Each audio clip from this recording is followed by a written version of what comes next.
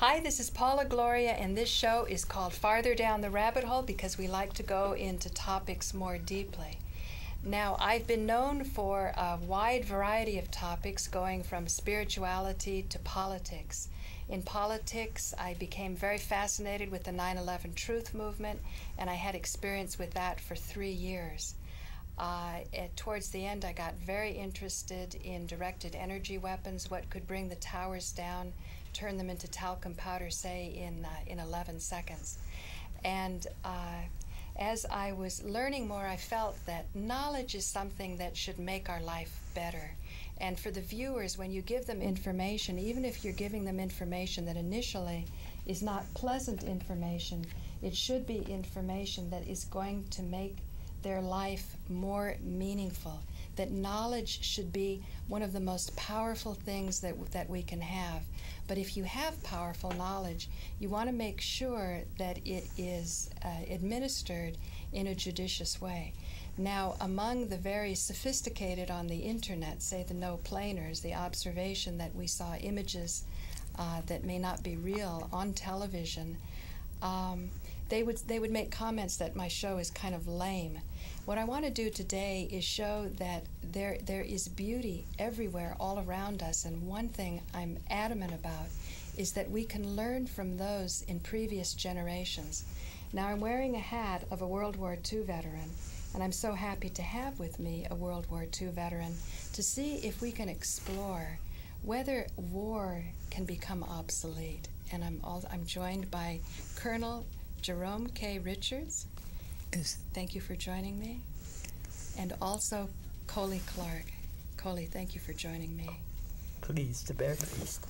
Now, both of you have touched me deeply in different ways and different circumstances, and what I want to do is share with my audience, which isn't just New York on my daily show, but now over the internet, all over the world, what Americans are like, how different and diverse we are, and then some of your ideas of what makes a successful life. Because I know, like in your case, Jerome, you're not hiding the fact that you were born in 1917. So you must have seen so much. The days that the dinosaurs were on Earth. Well, what do you attribute your joyful attitude? Because you've been through so much. You went through World War II. I think that basically I was very fortunate, and most people that have good parents are very lucky, and parents are very lucky that their children turn out good too. And I think it's very important that a child's younger age, they have happiness in their family, love in their family, and that is the foundation, I believe, is for the rest of your life. Mm-hmm. No, I think good family connections and respect within the family is very important. That the young people are respected for their energy, their inquisitiveness, the questions, and that they should be supplied with those answers, and likewise that the children should realize that their elders have seen a lot and maybe are timing what they're saying and sharing in a way that will be successful, will help their children. What do you think, Coli? Oh, there's no question about it. I grew up in a very large family. And what I think was probably an extended large family as well. Well, surely an extended large family. I don't know whether they would have considered us matriarchal or patriarchal. But growing up in Mississippi, right, beginning on a farm, because I had all of life, started out on a farm, and then by the time I was 5, I was on the outskirts of Jackson, still on a very large garden farm, this time not the regular farm.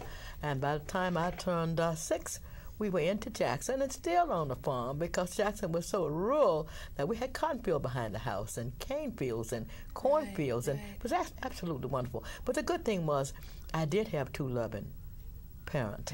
2 well-organized, well-managed loving parents. 2 well-organized, very well-organized, and very well, they were not only well-managed, but they managed us well. Right. How many family-focused. How many were you? There were 10 children. 10 children. And I'm technical child number 6, because mother lost child number 5. I see, so then I'm technical child number 6. So right. I enjoy that You role. know, at the ACAP meeting, you said many interesting things. I'm really glad that Harold Channer ran the tapes, because I thought I was so tired I didn't think I was going to say anything. And when you started talking, I just came alive. But I remember you were saying that in your community there was a deformed child somehow. Oh yes. And everybody took some time after school or whatever to spend some time with that child, and you said that that child had wisdom. Oh, God. Can you? Yes, I can. But first, let me just make real clear that in the African world, there is no such thing as an individual who doesn't have something to offer. Right. So if you're blind, you'll see blind people sitting down, either shelling peanuts or selling peanuts, or if you're crippled, you may be given a stick and you spend your days walking with your little stick and put a nail in the end of it, and you pick up paper. People who are considered retarded or developmentally delayed are given tasks. So there's a task for everyone in this world, because you have you have a responsibility. You come here on a mission, and if you chose to be crippled, and you choose, if you chose to be blind, then you must fulfill your mission. This child was what they call a waterhead child. Had a huge, giant head, and obviously could not use her neck because the head was just too large for the neck, and so she spent a very short life of 10.5 years. But the years that I knew her, which was 4, they would put in a little chair that her parent had made out of just some wood boards and put together, and she would sit on the porch with her head leaning back. Gorgeous girl. She had a gorgeous face. And our job in the community as children, all the parents understood that we had to go and spend at least 15 to 20 minutes with that child once a week. Wow. That was a responsibility of every child in the community. So I would walk down and sit there. Usually there'd be 3 or 4 of us there at a time. And this child had tremendous amount of knowledge, tremendous amount of wisdom, far beyond us. We didn't know often what she was talking about, because the concepts that she was exploring, and she had things in her head, and that were just coming out, obviously, that were stored there somehow. And now I think we're a little more clear about looking at phenomenon of the past and the future. You appreciate this experience as you grew older, I'm much more. I appreciate it, because as I grow older and understand that I too have some things in there that I didn't realize were there, that the dreams were not just normal dreams, that they were dreams of, well, they're normal, but they were dreams of an extended experience. And you think that this child that looks deformed in this world had some extended perceptions? Oh, wonderful extended perceptions. And she kept us happy. She made us laugh when times were blue. Really? Really blue. You were mad with Mama about something, or things didn't go your way. And she had the nicest way of saying things, and you would just get so excited. And so I always enjoyed going to spend 15, 20 minutes, but I usually wound up Mama calling me home. Sister, get home. They called me sister. Get home, because I'd be down an hour or more, because the child was just that excited. And I loved the family. She didn't have a father in the family, but the mother was a wonderful woman, and she had 4 other children, and so just enjoyed all of them. They were just terrific people. What do you think, Jerome, about community values? I mean, you when you grew up, you were talking before the cameras were rolling. You were saying 3 cents could buy a meal when you were a child. Well, of course, you have to realize that. That's here in New York. Well, I was born in a tiny. Well, first of all I know is my mother used to tell me when I was born, it was the hottest day of the year. It's in July. That was in July. And all I know is that they had a park by Jamil Mansion, and outside of that, I don't remember very much except what she told me. But I do remember the years that we did live in Hewlett, Long Island, which was a small community, very small, about 8,200 people, quite rural at the time. And it was the Depression, so everyone was working. We had our responsibilities. We pitched in whatever we made. We gave into the house. 50 cents was a lot of money in those days. And as I said before, we would go with a string and a piece of rock and go by the grates, and we saw a penny down there. We'd say, lucky penny. And to this day, I still pick a penny up in the street and I say lucky penny, because for 3 cents, you got a big roll, And then you'd say they had the mom and pop stores. Well, maybe for a penny I'd get some cheese, and we would have a lunch. Right. 5 cents, you were in the subway. And this is true in 1934, 35. Sugar Ray Robertson, he was the finest boxer. He had form that we loved. And the biggest thrill of my life was to get into New York. We went up to Sugar Hill and watched him till he came down in his lavender Cadillac. And that was the greatest thrill we had. There was simple things in those days. Life was not complicated.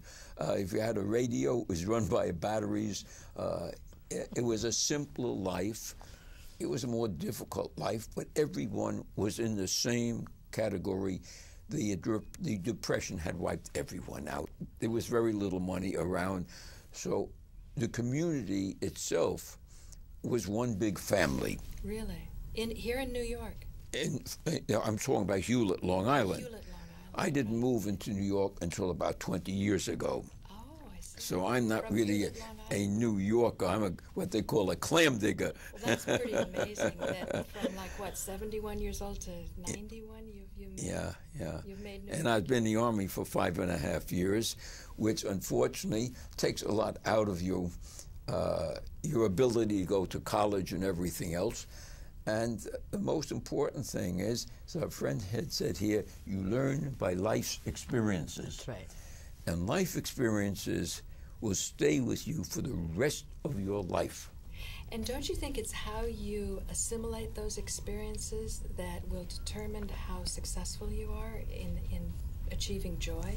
Because I've seen people who've been through terrible experiences, and yet, like the girl with the big waterhead, you know, you can be someone of great benefit to others. Everyone, well, the way I look at it, we are all God's children.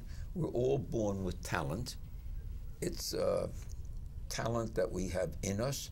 And if you're fortunate enough to meet somebody or your parents, they can bring this out in you. Right. And my mom was talented. She played the mandolin, the violin, and all that sort of stuff. The mandolin. Yeah, and she'd go plunk, plunk, plunk, plunk, plunk, you know. Well, that's the way it sounded to me. But she was autistic, and she helped me along the way. I became an artist, a graphic artist. And during the Depression, I was making signs for the grocery stores, you know, this, that, and that's how I started.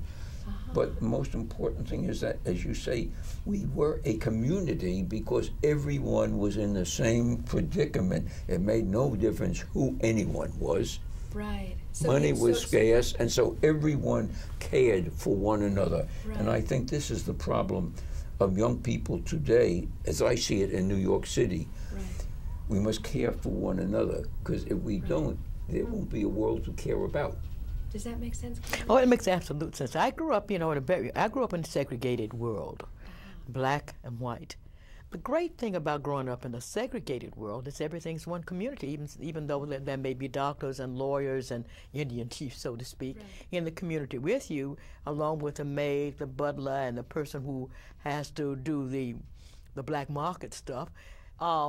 Everybody was a part of the community. There was no one any better, worse off than the other when it came to community stuff. Now, moral issues were moral issues, and moral standards were moral standards. And if you crossed those lines, you were sure to be put in place. And nobody called the cops. I didn't grow up with police standing army. There was no standing armies like there are now in these communities.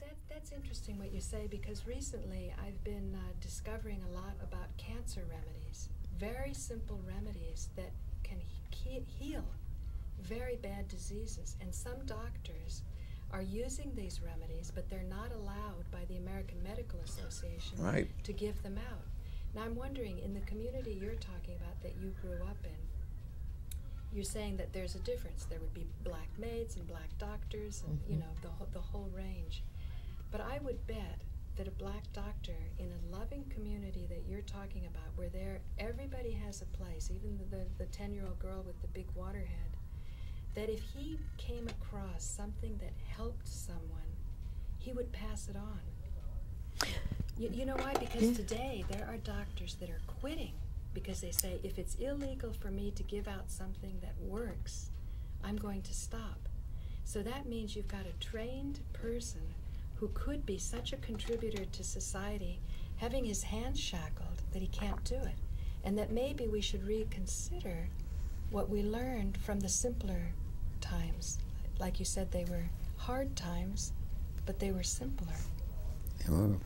But the medical world has taken the medicines from the simpler world, and they are now bringing them in and closing them out so that you don't get them anymore. For example, if we had a serious ulcer, any sort on our legs, my father used milkweed. And he would put the milkweed, cover it with milkweed. I understand that now it's one of the cures for skin cancer. Well, that was an old African American, and I'm sure probably white too, remedy in the South that might have come out of Africa, it could have come out of Europe, wherever milkweed grows. There were other remedies, but the great thing about growing up in the community where I grew up, yes, you had the trained doctor, but you had the other doctor too. My daddy knew all kinds of roots and all of this stuff, but he was not an African spiritualist or an indigenous spiritualist, as my grandmother was. She was famous for her ability to do the breech birth, but she was also famous for other things in terms of being able to tell you what to eat or not to eat when you were pregnant, what to do after. Exactly. Yeah, just whole lots of things. And then there were the medicine men who were from Africa. We had a very famous one who could cure anything, especially the boys liked him because he was good at venereal diseases. So there was just nothing around that he couldn't get his hand on, and Dr. Watts was always out and doing something. Just a wonderful part of the community. They were the community people. So we knew that he was the one that we didn't go near. Well, we could go to the medical doctor, but we didn't go near. As kids, we couldn't go near because his powers were too great. Really? My grandmother, on the other hand, was my grandmother, and I remember her last hours because she timed her death right to the end. Really? Coming out of the indigenous experience of the southern indigenous communities. And my mother had to bring us to her home September the 19th, 1946. It was the year I turned 6. And we had to be there at a certain time. And we had to line up in a certain order from the oldest to the youngest, even a little baby. So the person on the end had to hold the youngest baby. And we marched in under her red carpet bag with the smell of garlic and sulfur to those beautiful chairs that were hand-carved chairs made by my grandfather that even the babies knew not to touch. And we would go right on through and out in the backyard, and there we knew that this old lady, who was now packing her bags young, actually wasn't but 60, was going to give us a very fascinating experience. And she could sing like heaven. Really? And she sang, and we sat out there, and we noticed that the birds would come and be quiet. Wow. Absolutely make not a noise until Hattie was finished. So but she had power, so she treated stuff. And she was giving you a final blessing, A right? final blessing. And she went to Chicago, and she had to arrive at 8 in the morning. She was dead at 11. But when she came back, she brought everything she had in Chicago. Right. All of her daughters and her son back home. Amazing. And with all the grand and great-grandchildren. But you know, a lot of the arts that you got from Africa and so on, if you look into the Hippocratic oath that doctors in this country take, they swear an oath. And that comes from Greek knowledge that says you'll never harm the patient. You take a sacred oath. Coming before that is Asclepios. Asclepios was a Greek god of healing coming from Egyptian times. And the Asclepions were temples that people would come to heal. Now what they did in these temples was they spent the night, and in the morning they would tell the priest what they dreamed. So the dream world was very important. Even our tradition harkens back to that through the Hippocratic oath that says, I will do no harm to my patients. But there's a lot of doctors now that are finding a big conflict. Say if they have cancer, they find a remedy and it works really well and it's not painful, and after they recover, some of them say, I can't in good conscience keep prescribing something that they are obliged to prescribe. So my question, I think, and I'm excited you brought this up, is how can we take the blessings from your grandmother, the experiences you had from your parents, and hand down to a younger generation hopefulness that we can find within our history ways out of difficult problems? Do you have any thoughts, Jerome? Well, I find among young people today, they're more conscious of what they eat. They want to get foods that are not with chemicals in it. A lot of them are going back to herbs, because you have to realize that the Chinese had herbs thousands of years ago. Right. They didn't have Well, really we all doctors had as we herbs. know it. Black, white. That's right. So matter you make all the primitive. It was not primitive. The Egyptians had mummification that we still don't know how they did it today. Right. And they had brain surgery. It may not have been much as technical or the equipment, but they did it. And so you find that we can learn a great deal from of grandparents, if we're fortunate enough to have them, and people that have come before us, and that you can't really eliminate anything. And many medical doctors are getting disgusted with the medical profession, and they're going into alternate medicine, and they're not recognized by the AMA. So you can't even use the prescriptions, whatever they give you, if you have Medicare or Blue Cross or Blue Shield. They're not recognized, but yet they serve a very excellent service to people that want to be cured and not use chemicals. Because many of the drugs, as far as I know, are synthesized from the original, and they make it into chemical and give us pills to take where you could take the original. That's what Coli was saying about milk thistle. That's right. Yes. And I think, you know, that we... Our Native Americans here, well, in fact, it's the only true Americans. We're all come into the country. Look, they lived to over 100 years, and they knew all about herbs and how to apply them and everything. Yeah. So you can't say that we're progressing. Yeah. We're not, because they've known everything that we know already. Can I just say this? But they did know about herbs. But they also, and was clear with my grandmother, knew the connection between the spiritual and the material. And so I think what we have lost, first of all, is community in America for a whole lot of reasons. But since the 60s for black folk, because up until then we were pretty much in the South, at least, still community, still close. And I saw some of that when I came to Chicago and New York in the early days of the 60s.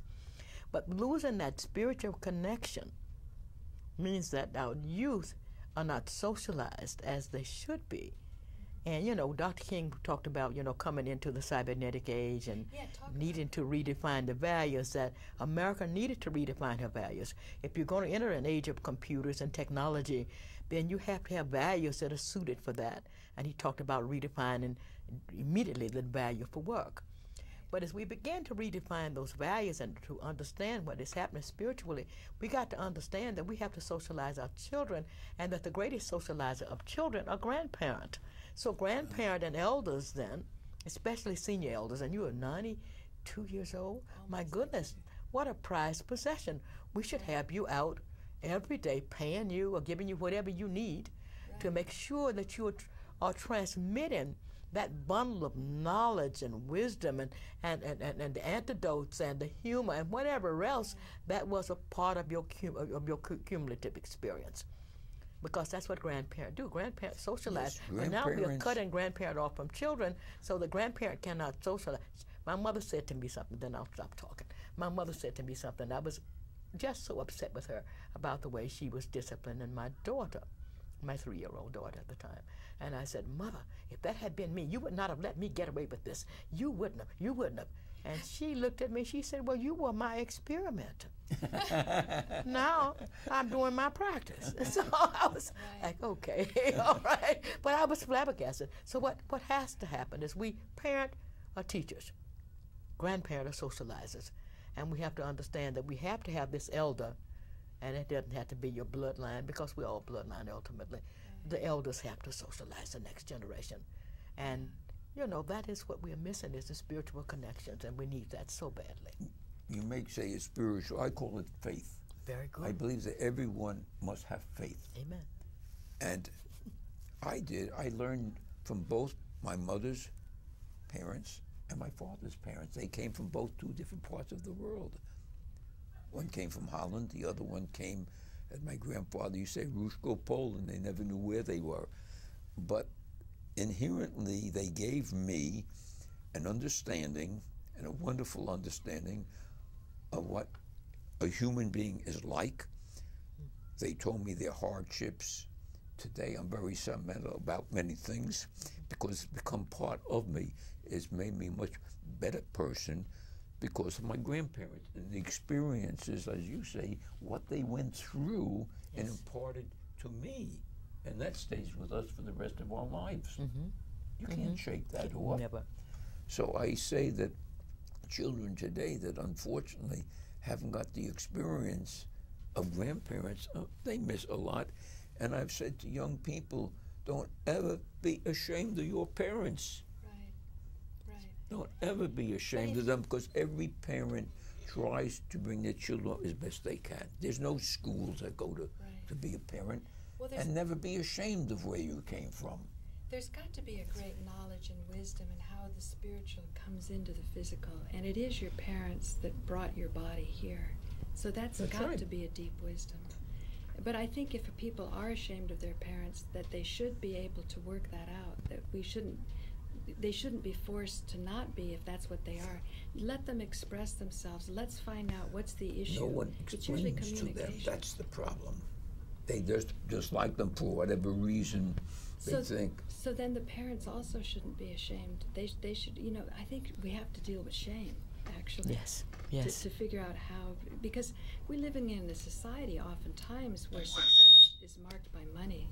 So hopefully, we only have a minute left. Oh.